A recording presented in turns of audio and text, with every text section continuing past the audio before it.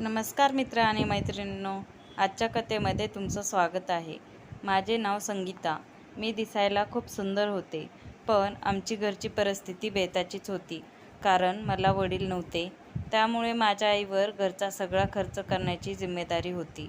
त्यामध्ये आम्ही 4 जणी बहिणी होतो. मी सर्वात मोठी होते. मी मोठी असल्यामुळे मी आईला घरकामात मदत करत असे. माझी आई 4-5 घरचे भांडीधुणी करून आमची उपजीविका भागवत असे.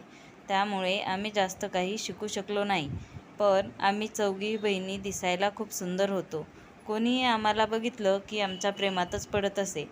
मी काम करत असल्यामुळे आईला थोडा तरी हातभार लागे. आम्ही 4 जणी बहिणी एका लागोपाठ एक झालेल्या असल्यामुळे आमच्या लग्नाचे वय झाले होते. परंतु मी निर्णय घेतला की माझ्या लहान्या बहिणीचे लग्न अगोदर करायचं. कारण जर मी लग्न केलं असतं तर सर्व जिम्मेदारी आहे ती फक्त आईवरच पडली असती. त्यामुळे मी माझ्या पाठीवरच्या दोन्ही बहिणींचं लग्न केलं होतं. आता माझे लग्नाचे वय होऊन गेले होते आणि सर्वात लहान बहीण ही फक्त 16 वर्षाची असल्यामुळे तिचं लग्न ठेवून आता मी लग्न करायचं ठरवलं होतं. मला पाहायला एक मुलगा आला. त्याचे वय माझ्यापेक्षा 20 वर्षांनी जास्त होते. मला असं वाटले की या मुलाचे वय जास्त आहे. पण मी असा विचार केला की मुलगा तर दिसायला सुंदर आहे, मग वयाचा कशाला विचार करायचा आहे. आमच्या घरची परिस्थिती गरीब असल्यामुळे आईने मला त्या मुलाशी लग्न करायला तयार केले. मला हे लग्न अगोदर माहीत नव्हतं की त्या मुलाचे वय जास्त आहे म्हणून. आणि जरी लग्न अगोदर माहीत असतं तरी आईने मला त्याच्याशी लग्न कर म्हणून तयार केलेच असते. कारण आमचं बघणारं असं कोणीच नव्हतं. जो कोणी मुलगा होऊन येईल त्याला माझी आई मुलगी देऊन टाकायची. मी ज्या घरात लग्न होऊन गेले त्या घरातील माणसं खूप चांगली होती. मला वाटलं की माझ्या घरातील माणसांसारखाच माझा नवरा पण असेल. पण माझ्या नवऱ्याचं नाव विश्वजित होतं. विश्वजित त्यांचा स्वभाव खूप रागीट होता. प्रत्येक मुलीची अशी इच्छा असते की मला पण चांगलं घर मिळावं, नवरा मिळावा. तशीच माझी पण इच्छा होती. घरातील माणसं तर चांगली होती, पण माझा नवरा माझ्यावर खूप रागराग करायचा. हा रागराग का करतोय हे जाणून घेण्यासाठी मी माझ्या दीरासोबत बोलायचा खूप प्रयत्न केला. पण दीर मला काही सांगत नव्हता. माझा नवरा दिवसभर कामाला असायचा आणि घरात आल्यावर तो छोट्या छोट्या कारणांवरून माझ्यावर खूप चिडायचा. म्हणून मी त्याला जास्त बोलत नव्हते. माझा दीर दिसायला खूप हँडसम होता. मला सतत असं वाटायचं की माझं लग्न माझ्या दीरासोबत का झालं नाही. कारण दीर पण लग्नाच्याच वयाचा होता. माझ्या घरात माझा नवरा आणि त्याचा लहान भाऊ आणि सासू सासरे एवढे जणच होते. माझी सासू माझी खूप माया करायची आणि सासरेसुद्धा. माझा नवरा आणि माझे सासरे दररोज दिवसभर कामाला जायचे.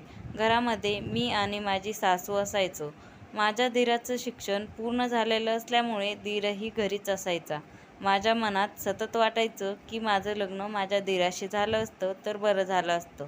पण दीरही जास्त काही बोलायचा नाही आणि तो त्याच्या रूममध्ये जाऊन दररोज देवाजवळ काहीतरी प्रार्थना करायचा. मला आश्चर्य वाटायचं की दीर एवढा शिकलेला सवरलेला असून हा देवाजवळ काय मागतोय. मग मी हे जाणून घेण्यासाठी त्याच्याजवळ जाण्याचा खूप प्रयत्न केला. पण दीराने मला काही समजू दिले नाही. माझा नवरा कामावरून घरी आला आणि मी त्याला चहा बनवून दिला.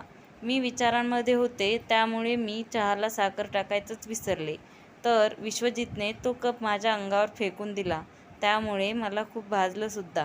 पण विश्वजितने माझ्याकडे डुंकूनसुद्धा पाहिलं नाही की विचारलेसुद्धा नाही की कसं झालं आणि खूप पोळालं का म्हणून. उलट माझ्यावरच ओरडत म्हणाला की हिला तर चहासुद्धा बनवता येत नाही, मग लग्न कशाला केलं हिचं.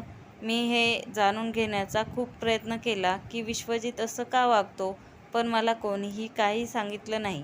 मला असं वाटायचं की मी आणि माझ्या दीराने खूप चांगलं राहावं. आमच्यामध्ये एक खूप चांगलं मैत्रीचं नातं असावं. पण दीर कधीही बोलायचा नाही. मग मी हे जाणून घेण्यासाठी एकदा माझ्या माहेरी जायचं ठरवलं. त्यावेळी माझी सासू ही बाहेरगावी गेली होती. मी 8 दिवसासाठी म्हणून माहेरी गेले आणि कोणालाही न सांगता 2 दिवसांनी परत आले. मी पाहिलं तर दीर देवाजवळ काहीतरी बोलत होता. ते मला स्पष्टपणे ऐकू येत होतं. दीर म्हणत होता की हे देवा, मला माफ कर. मी ज्या मुलीशी लग्न केलं आहे ती मुलगी तर माझी वहिनी बनून माझ्याच घरी आले आहे. आता माझ्यामध्ये एवढं बळ दे की मी त्या मुलीला विसरू शकेन. पण माझ्या मनात तिच्याबद्दल कुठलेही वाईट विचार येऊ देऊ नको. तिला सतत आनंदात ठेव. तिच्या सर्व इच्छा पूर्ण होऊ दे. मला आता समजायला लागलं होतं की माझा दीर माझ्याबद्दल बोलत आहे म्हणून.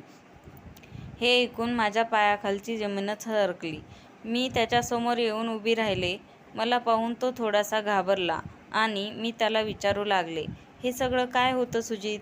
तुम्हाला मी खरंच आवडत होते तर तुम्ही माझ्याशी लग्न का नाही केलं?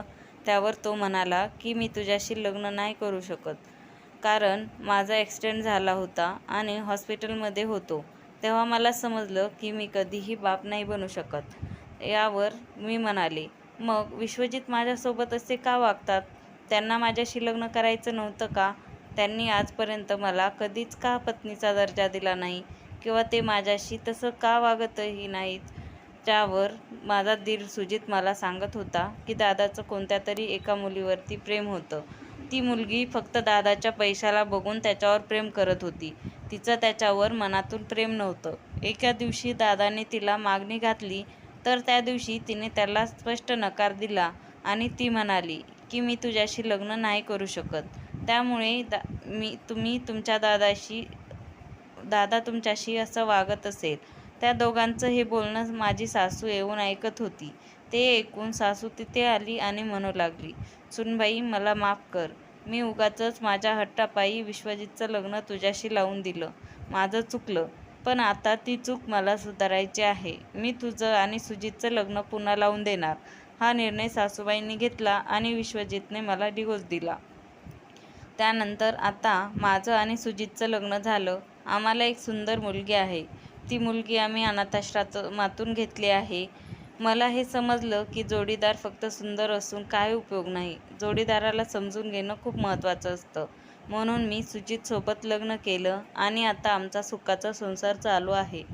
मित्र आणि मैत्रिणींनो, ही कथा तुम्ही पूर्णपणे वाचली याबद्दल तुमचे खूप खूप आभार. ही कथा तुम्हाला कशी वाटली ते कमेंट करून नक्की सांगा.